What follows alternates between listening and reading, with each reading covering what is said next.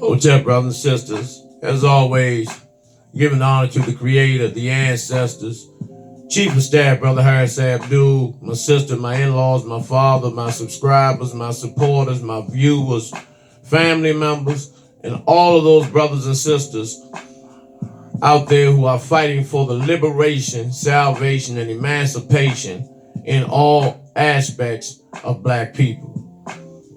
Also want to give some shout outs to Brother Ali,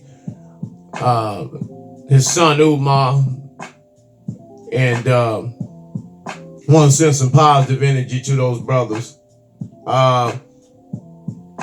as well as Sister Gladys Holcutt. I appreciate the DVDs. They're on point. As a matter of fact, you're going to find out how much they're on point today. Also to Sister OZ down in Memphis. Hopefully, Street Law Soldiers, Shaka Sankofa. We will be heading down Memphis. That may be one of our first stops on our summer lecture tour. And we're going to try to make it work. We're going to try to get it in. We're going to try to bring our people together because it's that time. Also, she was discussing with me about our people getting together as one. What does it take? You know, and I had told her specifically that we got to get rid of the house niggas first. You cannot go on the plantation and get to the master, go in the master's house and kill the master without killing a rack of goddamn house slaves first that will fight and defend the master and his house with every inch of their life. So the liberators have to fight two wars. Very simple, but it can be done. And it will be done. It's just going to take the unselfish energy of our brothers and sisters to come together and make some serious sacrifices.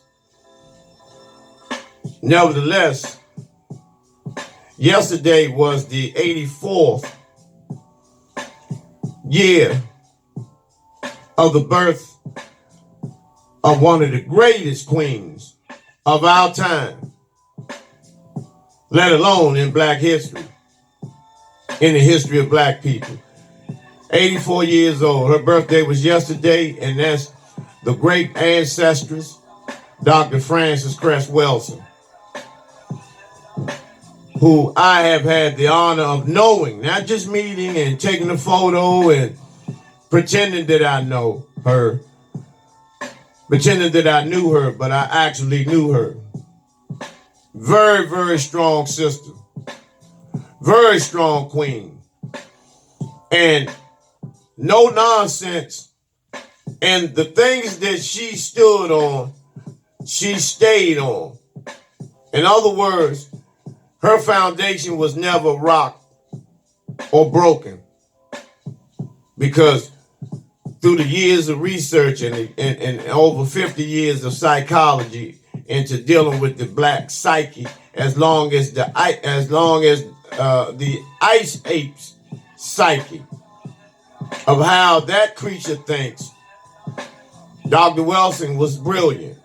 You might have seen her on the Hidden Colors series, and she was a very, very powerful, tall queen, elder queen, who gave a lecture at Howard University for over 40 years, every third Thursday of the month from September to June. She's also a graduate from Howard University as well. But she made it work for her. And that's, she was a very strong queen. Her mentor, Dr. Neely Fuller, that's who brought Dr. Welsing into the fold. That's who told Dr. Welsing about the Ice Age and the system of racism, white supremacy. This was her mentor. This was her guide. This was, in a lot of ways, her teacher when it came to dealing with our people and what we must do to acquire liberation. So, and they both have written papers. The United Independent Compensatory Code System Concept. That's the book by Neely Fuller. Powerful book. And one of the things that Neely Fuller always said is that if you don't understand racism, the system of racism, white supremacy, and all that it inquires, then everything else that you try to understand will only confuse you. The great Neely Fuller. When Dr. Welsing came out with the ISIS papers, she was the one that did the diagram of the sports and the sex and the white man's obsession with golf. Why it's so important that the white ball goes into the black hole on green Mother Earth, and they fight over territory, which is the green. She broke that down to a science. And during that time, the late 80s, early 90s, that went over the head of a lot of our people. And so Dr. Welsing was way ahead of her time. And Neely Fuller got his instructions and a lot of his information and discipline and motivation from the teachings of the great Bible, Dr. John Henry Clark. Dr. Welsing with her sister, Lauren, very, very close. Lauren was a revolutionary as well, extremely conscious. And it was only those two. Dr. Welsing, their father was a doctor. And both his daughters became doctors. And so that's the amazing spiritual part of the dimensional construct of their family. You know, they were all three were doctors. Very, very, very, very inspirational, very, very powerful queen. She is well missed. She's only been gone 3 years. And right here, if you can see, this is the shrine that was put together by a lot of the elders and a lot of supporters and lovers of Dr. Frances Cress Welsing. And matter of fact, when she made her ascension at the hospital, Washington Hospital Center, there were 2 Akan priestesses. There were nurses that were on staff that night, that evening, who did the libation in her room while she was on life support.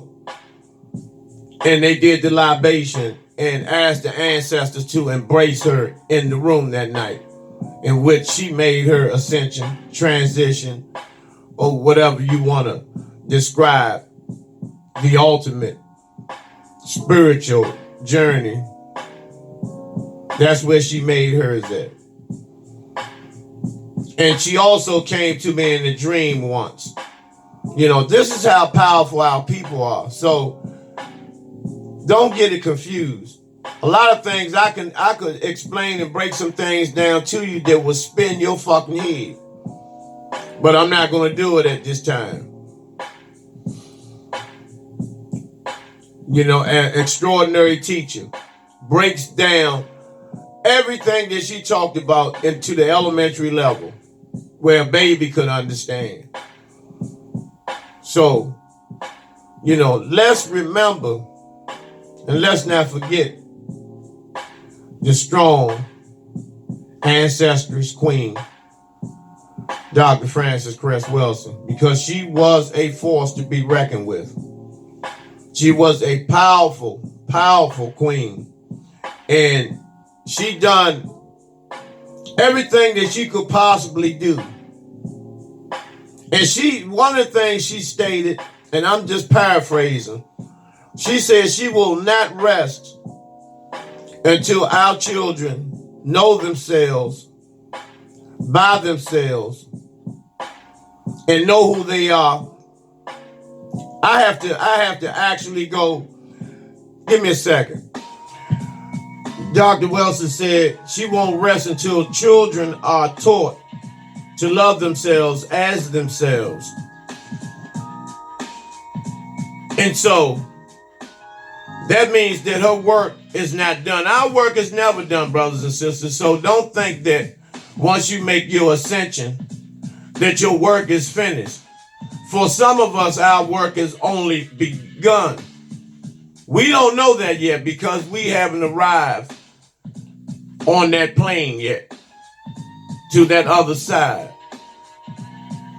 But we must do what is necessary while we're here, while we're standing here, while we're working here.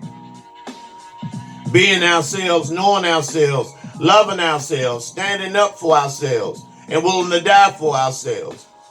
We were not brought here to be someone's slaves. We're not brought here to be giving our manhood up and be sexed out and fucked around and ridiculed and bamboozled for some fucking toys, for some chips, for some trinkets. And so these were the things that Dr. Welsing fought for.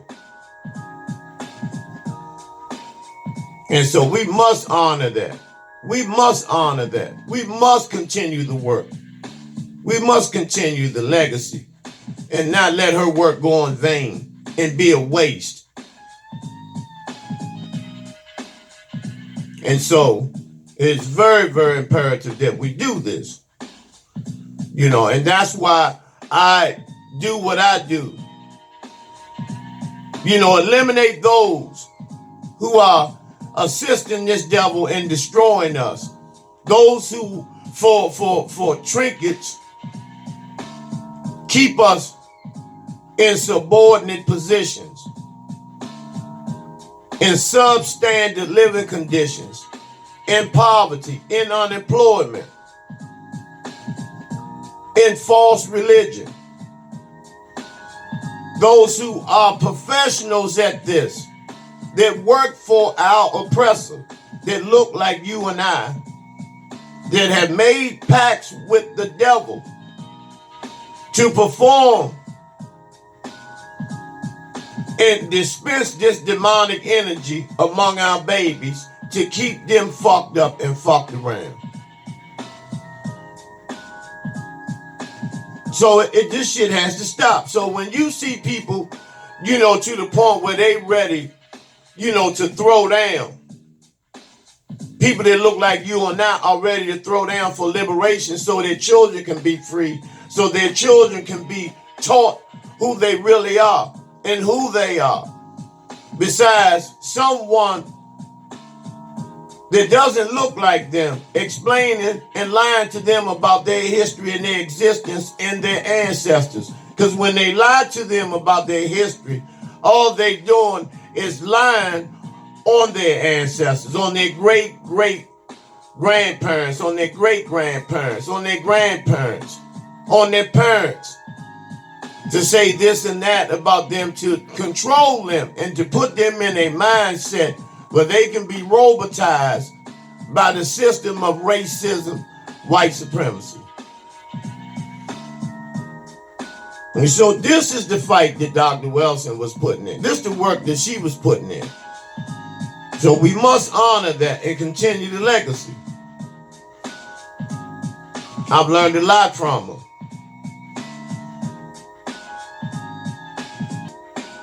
You might not be able to see this picture close up.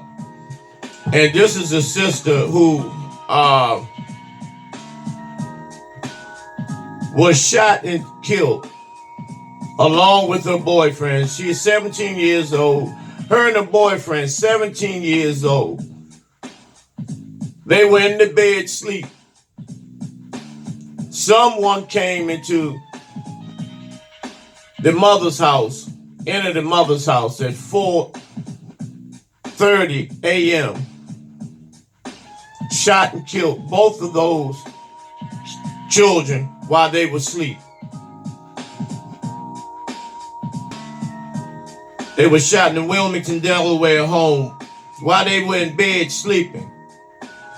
The reason, we don't know to this day, but the sister, had an infant. This is the boyfriend. This is the boyfriend who was a high school superstar in high school, on his way to the NCAA, and shot and killed. And who would take the life of these brothers, this brother and this sister? Brother had a hell of a career ahead of him. Although they were, once again, another case of teenage pregnancy. However, the mother didn't allow them to get an abortion, which I commend her for, because life is life. Infant mortality is the number one killer in the black community. So hats off to you, Queen. Although they were too young for this type of responsibility of raising another human being. And there they are, excuse me. Now, I was troubled by this situation personally, about who can actually, know that these are children. First of all, these are children. They stay with their mother. I don't give a fuck how old you are, that you will go and take their lives from them. What did they do that was so horrible that the both of them had to be murdered at 17?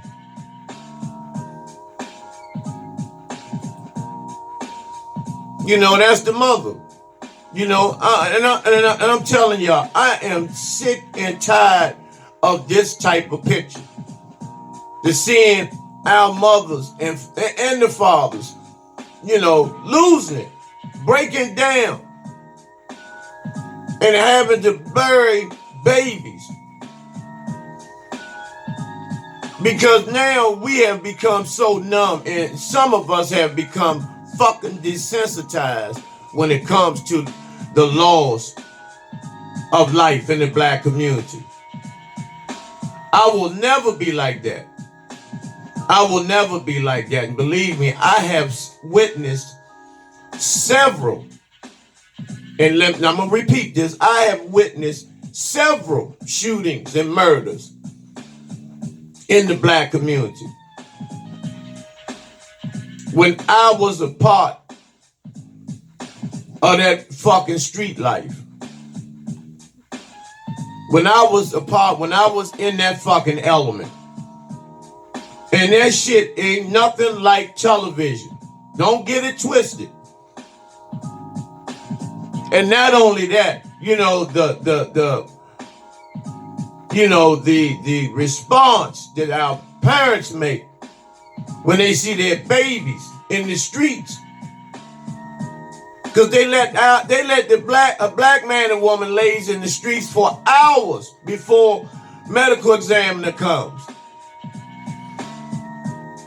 They go to lunch and after lunch they'll come and pick the body up out of the street. Meanwhile, all types of bugs and elements are gnawing on our babies. And then these fucking these white homicide detectives who are paid royally, whose hands are full with blood and grease from payoffs, blood from participating in these fucking murders. And they sit there and drink cans of Red Bulls and smoke on fucking cigars or eat sandwiches. Discussing whether they're going to respect our babies that are laying on the ground. So this scene is a disgusting scene. And it must come to an end. It must come to an end. The way it comes to an end is that we have to destroy and annihilate the perpetrators. We have to annihilate our fucking oppressor. And a lot of you all don't want to even say this shit out your mouth. You're so fucking scared and punctified and bitched all the way up to your motherfucking neck. You up to your neck in bitch juice. When it comes to step into this goddamn cracker.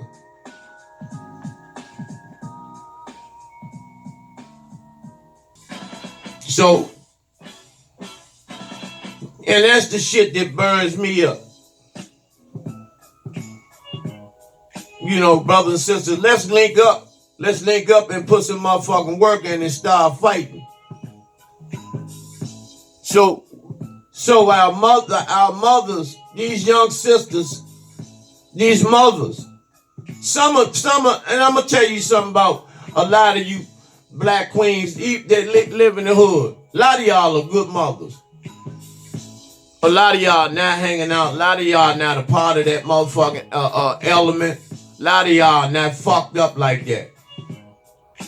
Some of y'all are putting in work.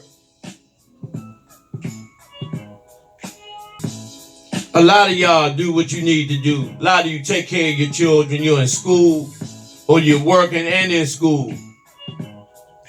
And you're working on providing a better environment or a more healthy environment for your children.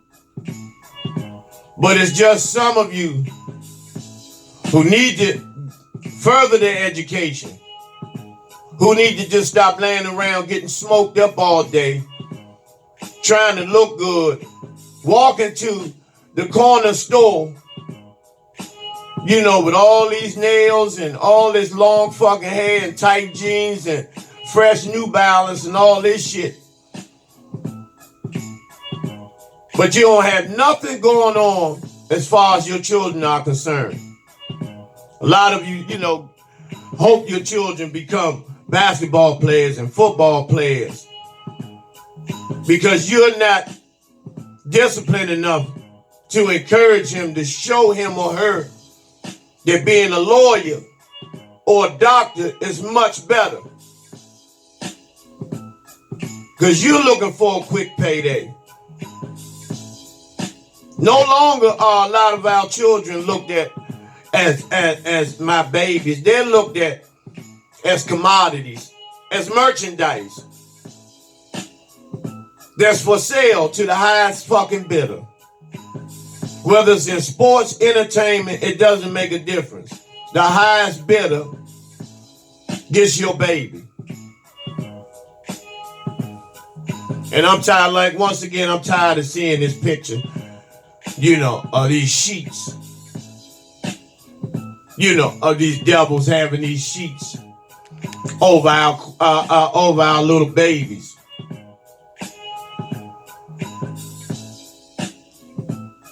You know, and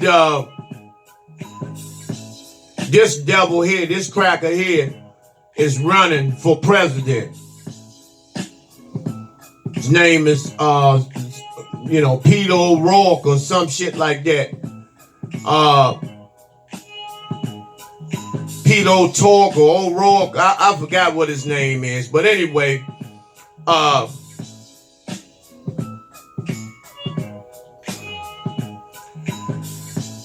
you know, he's another so-called nationalist, conservative. It doesn't make a difference what name they put on themselves. They are for the system of racism, white supremacy.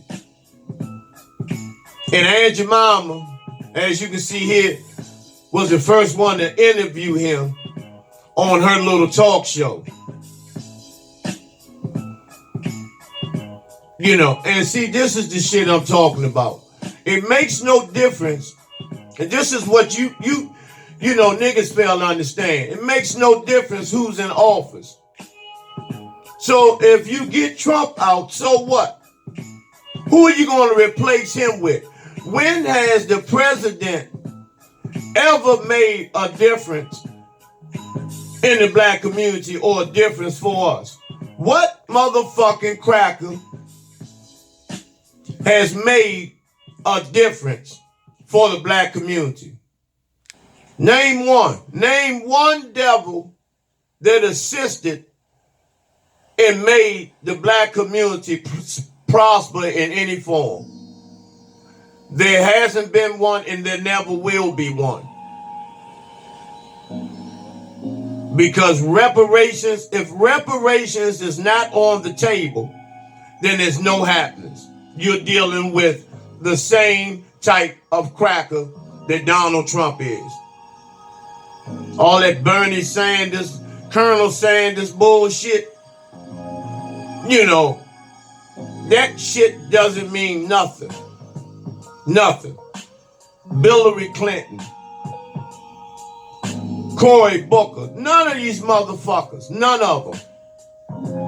You know, putting mulattoes, sneaking mulattoes, Kamala Harris, you know, all these black devils and these black demons and these mulattoes and quadroon and octoroon motherfuckers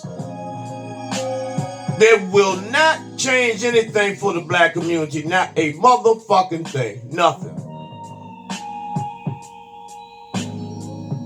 And so what the black community has to do is be self-sufficient. Get our own.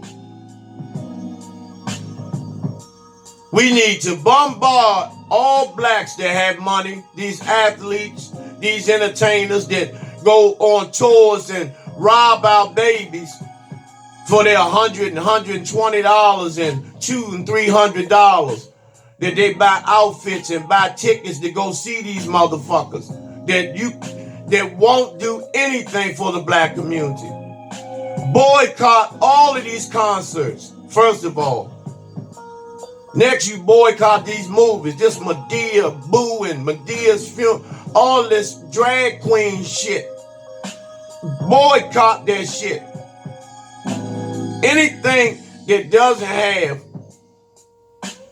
a script where black men and women end up successful in the end of the movie is not a movie for us. That Black Panther shit. And see, the Michael B. Jordan was the motherfucker. That's who we have to be. All that Black Panther, he was in a lot of ways, he was a fuck ass puss nigga. And so he gets accolades because he didn't want to fight the goddamn oppressor.